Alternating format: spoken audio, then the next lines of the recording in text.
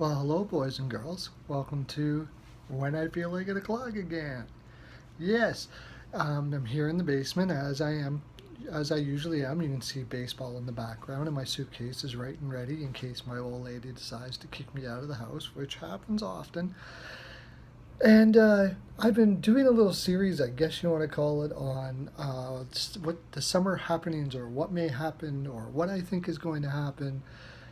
Um, and also rumors that things might happen in the summer for teams. I did Toronto, I did the New York, I did Toronto, I did Pittsburgh, and I've done Nashville. And now we're on to the Rags, the dirty, dirty Rags, the Rangers. The reason why I'm bringing the Rangers up now is because there's a lot of activity going on right now. A lot of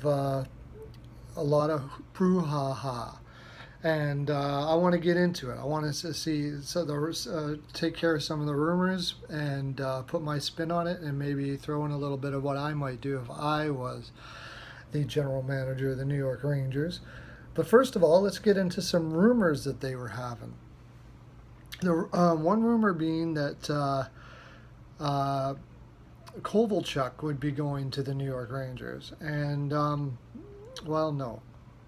I just can't say they're worrying about that. He's got VC and Creeder on the left side. He's got Zuccarello, and his wings are stacked. And I don't see him trading. Nash is still going to be there. I don't think he's going to be able to get rid of that contract, but if he can, he likely will. But what I do think is going to happen, and what I do think is going to happen, what I think he might go and try to do, is give Vegas a first-round pick to get rid of Stahl's contract, which is very long and a lot. And you'd have to, yes, give up at least a first-round pick. In fact, I even think he'd have to give up more than that because it's a weak year, unless he wants to give up his first round next year, which I wouldn't advise. It's possible what he'll do is give them some players like they can take the first round pick and Stahl, and they can also pick off their whatever else is on their list, which would probably mean Ranta as well. They're going to lose Ranta anyways, and you think, well, why would he do all this? Why would he just let Stahl go? Well, Stahl, of course, has a huge contract, and there has been rumors going on that Shattenkirk wants to go to the Rangers. Now, I don't have any inside information, but from the rumors I am hearing, that's exactly what he wants to do. And Sather would be crazy if he didn't do something to get him there. And this is what I think he's going to do. He's going to free up some cap space by trading his first to get them to take Stahl. Stahl wouldn't be a bad player for Vegas. He's only a 5'6" defenseman on a good team right now, but Vegas isn't going to be a good team. He could play the 4-5. He's got Stanley Cup experience. Stanley Cup playoff experience. He has lots of experience. He's a good character guy, as Don Cherry would say, and he could bring a lot of leadership to that room. I am not sure about his no trade clause. I guess I should try to prepare for these things, right?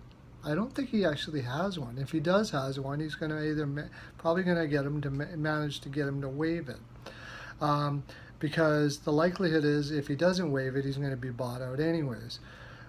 Possibly what they could do is trade him to Vegas, and Vegas buys him out. That could be it. This could be a way. And then in doing so, they would get a first-round pick and Ranta to buy out Stahl's contract, and then Stahl. That's what. I should have thought about this deeper. That's exactly what would happen. Because they're not going to keep him, because Stahl probably has a limited no-trade or some sort of no-trade. So trade him to there, and then they can buy him out, and he can head off on his way. They can add a little more on their cap space, but they get a really good goaltender in Ranta and a first-round pick. Even though it's a weak draft year, it's extremely valuable for an organization that doesn't have anything. They need assets. That's likely what I think the Rangers are going to do. And that's something, if I was Sather, I would do. You have that ability, being in New York, to Just kind of you're going to throw money around any way you can. That's the advantage. That's why I'm not a big Rangers fan, because I think they have so many advantages. Besides that, what are they going to do? One of the things I think they should try to do, and I would do if I could, but it's easy for me to say sitting here, is I would try to package Creeder and Stepan for a centerman. They're both relatively young, and they need a number one center. Now, they don't grow on trees, and they're not out there. It's not so easy to pick something up. There has been a rumor that the Rangers have been talking to Montreal. I imagine that has something to do with Stepan and Galchenyuk. Now, that would be a tough trade because Galchenyuk hasn't really lived up to his billing. I imagine they would talk to the player that they got last year. He's off the top of my head. I can't remember his name, that they got in the Brassard trade. And he would give them some info on what was going on there with Galchenyuk. Now, if they think that they can get better out of Galchenyuk than Montreal could, which is possible because Montreal's development system seems to be porous, then they may go ahead and make a trade, something like that. I don't think they're going to trade Stepan and Creeder for Galchenyuk, of course. Maybe Stepan and another draft pick, or Stepan and, they don't. The New York Rangers right now have good young players on their roster, but they're back to that not having much in the farm, not having much for prospects. So it would almost have to be a one-on-one.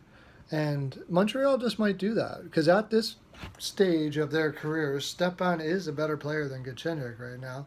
He's more of a number one center than Galchenyuk is, but he's still not a number one center. So that'll be interesting to see what happens there. Anyways, Rangers fans, if that's what you're listening to right now, that's what I feel the summer is going to kind of be like for you. Of course, New York, Sather will always be in there looking for free agents and bringing in. One thing that he always seems to be good at is scooping in some guys like Peary and stuff like that do add to the team. I think that's my full 42% today. I just feel, yeah, that feels like 42% to me. If you're enjoying this fine programming, make sure to subscribe and like the video. The more subscribers I get, the more of this fine programming goes out to the masses on YouTube. Make sure you stay well lubed. I don't have any hymies on me, but I'm sure you do. Have a great day. Lots of love to ya.